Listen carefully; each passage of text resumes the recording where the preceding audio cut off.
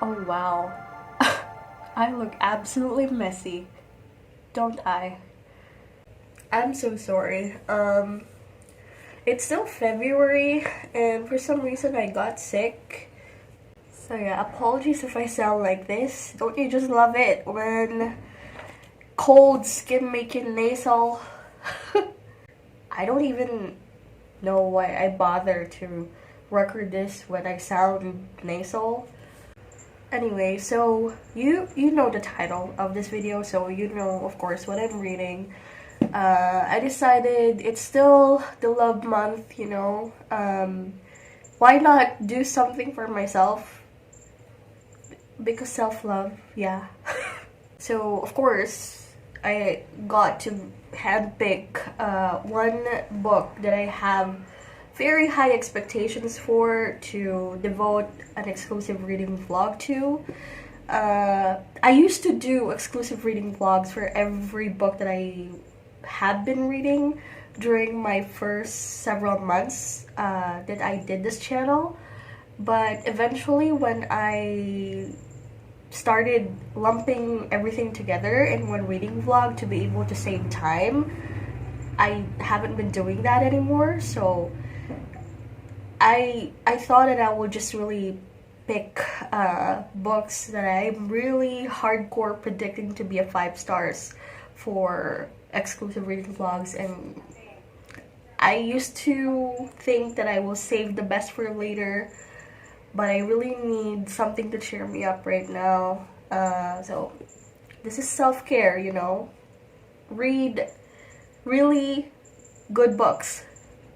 Yes. So hard to breathe, but yeah. Writers and lovers. I don't know what it's about. I bought this strictly because of the title. Yeah, this is something that not many people would be interested in, but this is something that calls out to me because, of course, I love literature and writing just as much as I love reading love stories. So, what color tabs should I be using? I don't think I'm gonna color theme. I'm just gonna use all the colors because I really have strong feelings and strong expectations for this, so we're gonna use all colors. I hope I get better and I hope I enjoy this. See you later.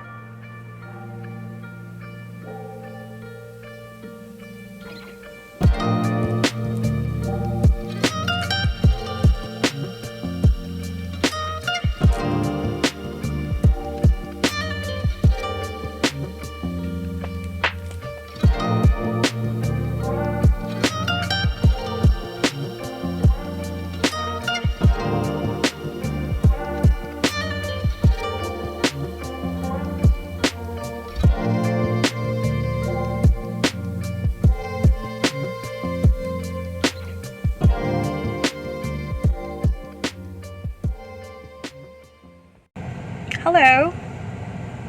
I'm feeling better now, so I'm happy.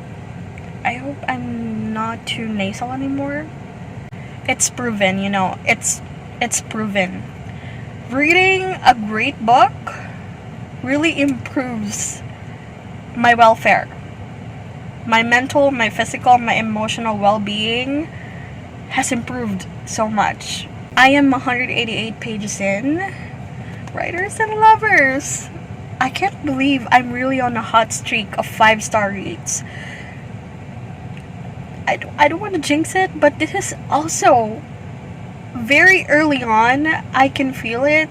I mean, I predicted it, but this is a 5-star book. Also, can we talk about this? Can we talk about this? I'm so proud. These tab colors look really good on this book. And it's so thought-provoking. I'm learning a lot. And I know I'm gonna enjoy the rest of it. I'll be out with my mother to do some stuff, and I'll come back to you with an update.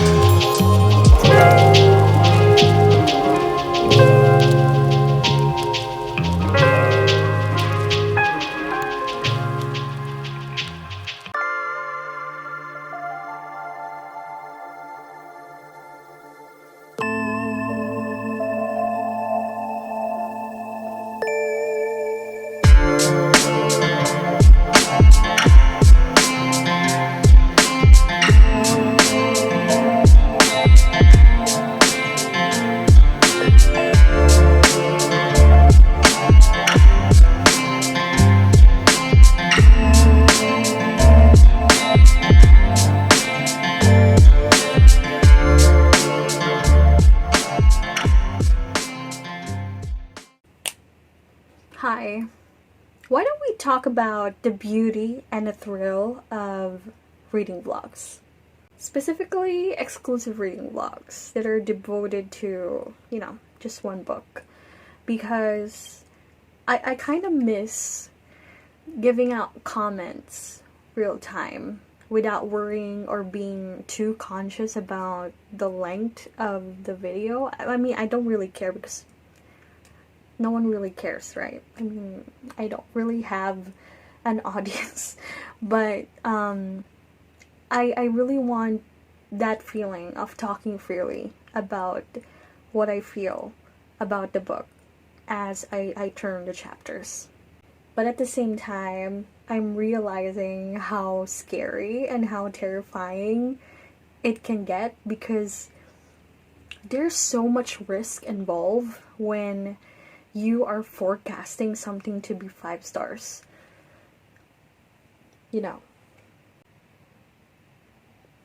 I'm on page 242 of Writers and Lovers, and I already said that I'm strongly thinking, believing that this is going to be a 5-star book. I still have this much to go. Less than 100 pages to go. And do you think I'm changing my mind? No. I feel like as early as now, I can really conclude that this is going to be a 5-star book. No matter what. It will take a massive downturn or a very critically underwhelming, disappointing thing for me to change my mind about this being 5 stars. It's so good. Like, I will be so dramatic. No one can stop me. This is poising to be my best book of 2023.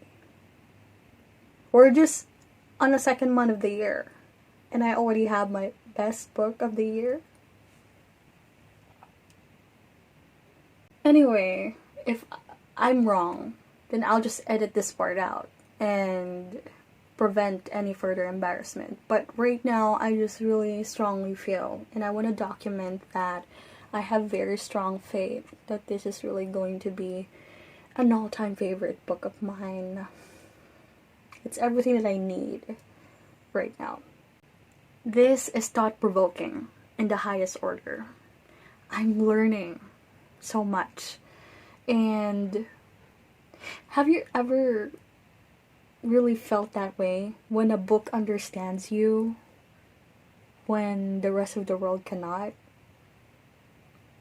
Is it happy to think that way? Because that's how I feel right now. So I guess a huge factor of me loving this book is that it came to me at a perfect time. And you know what? At this point, I'm already coming to terms with the fact that my number one book of the year isn't always something that could resonate with a lot of people. So, my number one books, I wouldn't really exactly recommend or shove down people's throats. I want to, but I know that this has a very niche demographic of readers. So I guess this is the kind of book that could, I don't know, really only cater to those who aspire to be a storyteller. Also, I should really stop this mean habit of mine, but I couldn't help it. I would always inevitably compare books every now and then, especially when a book does something that I was looking for in some of the books that I've read in the past. Writers and Lovers features a sad girl. she's not really unhinged, but if we're talking about the unhinged sad girl story, what really comes to mind is Otessa Moshfegh's My Year of Rest and Relaxation. I read this book last year. I gave this 4 stars objectively, you know. Writing wise, it's 4 stars. Reading wise, it's 3 stars. So, I like this, but I am not obsessed with it. Especially the ending is polarizing for a lot of people. My favorite thing about it is actually the ending. So I don't know.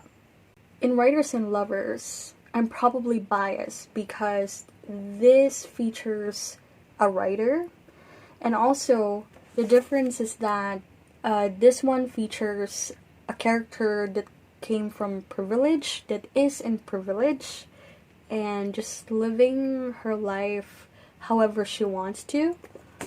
So, I don't know. I wouldn't say things come easy for her since she's also suffering mentally, but I'm just saying, I guess it's so helpful that we get a more grounded perspective on that level of anxiety, because our main character here, Casey, I don't know, it's just so relatable and so human. And if we're talking grounded, I will also compare it to The Convenience Store Woman, which admittedly one of my most underwhelming reads of 2022.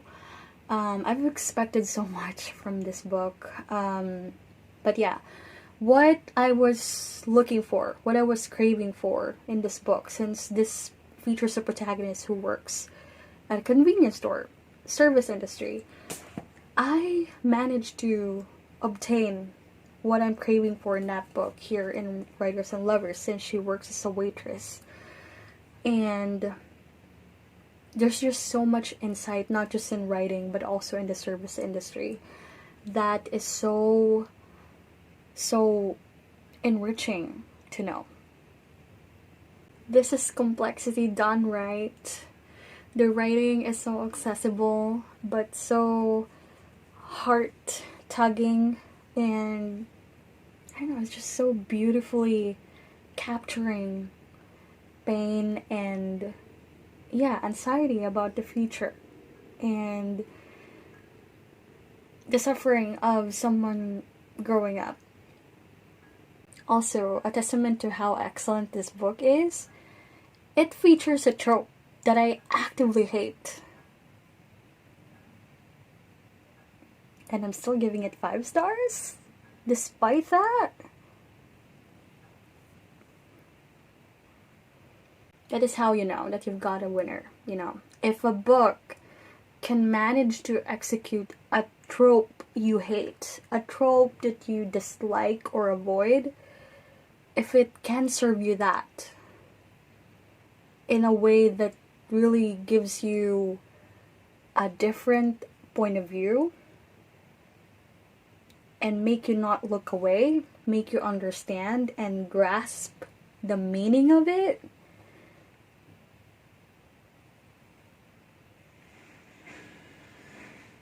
Lily King, ladies and gentlemen, about to become one of my all-time favorite authors.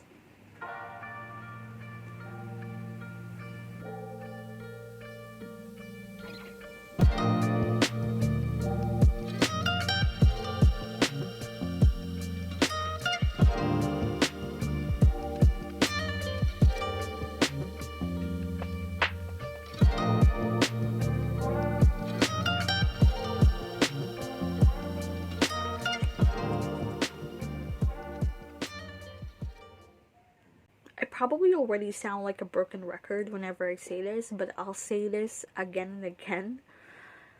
5-star books for me are books that impresses and astounds me, both as a reader and a writer. Because they're not always the same thing, you know. There are books that you enjoy so much as a reader that's not particularly writing goals. You get what I mean? And then there are books that really makes you so jealous of the writing skills of the author, but then they're quite challenging to appreciate as a reader. A 5-star book for me hits both of the components without question. This is just really my roundabout way of telling you that Writers and Lovers is a confirmed 5 stars. The only thing parallel to that feeling, that joy of being proven wrong because a book turns out to be better than what you were expecting it to be, is the joy of being proven right. Because a book is as great as you were hoping and anticipating it will be. And that's the case here. You know what? Not that it matters at all. Not that my recommendations has merit. There's absolutely none. But I'm very, very selective in my choice of books. I'm very intentional. I'm very selective when I pick out books that I buy or select books that I read, because life is so short. I only have so much time. I always get daily swallowed by work. So, as much as possible, I would always pick out books that I know I'm going to really enjoy. I wouldn't waste it on average books. The range of my expectations on books just really range between high, incredibly high, ridiculously, outlandishly high. It's just always like that, because my time is valuable, so I'm gonna spend it on great books. And Writers and Lovers is so worth it. And even more spectacular is that it comes at a perfect time. I'm gonna say that again. Because the spirit in my life is filled with anxiety. I'm not gonna cry. I'm not gonna cry. The last couple of chapters of this book's heavily focused on writing. And I couldn't help but revisit all the kind words that people who have read my work has given me from years and years ago. I try to always commit them to memory and come back to them when life gets so hard. And there's one remarkable comment that I remember so fondly, where one of my readers said, "Your stories are both dagger and balm, painful and soothing." And this just really such a comfort to know. So for readers to always take the time to thank and compliment and praise and tell the authors their thoughts and feelings, thank you. Thank you. That means so much to writers. The reason I brought it up is because I am going to flat out plagiarize that comment from one of my readers and tell you that's exactly how I felt towards Writers and Lovers. That captured my feelings so well. This is both dagger and balm. And that's the end of it. I'm not gonna bore you with further details of my uneventful and anxiety-drenched life. But thank you so much for making me feel not alone. Because my family doesn't really read, and my circle of friends are not really readers. So I don't have anyone to talk about my love for books. So you being here and watching this is a great deal for me. Thank you. Thank you for being here. I hope that if life is tough on you right now, if life is hard, and if it seems unbearable, you'd always be in the company of great books that make you feel seen and heard and understood. I got one more reading vlog to go before I wrap up February. It gives me so much happiness that I can do whatever I want. I can do reading vlogs with a set of books, or exclusive reading vlogs for one book whenever I want to, whatever fits my mood. February continues. Thank you. See you next time.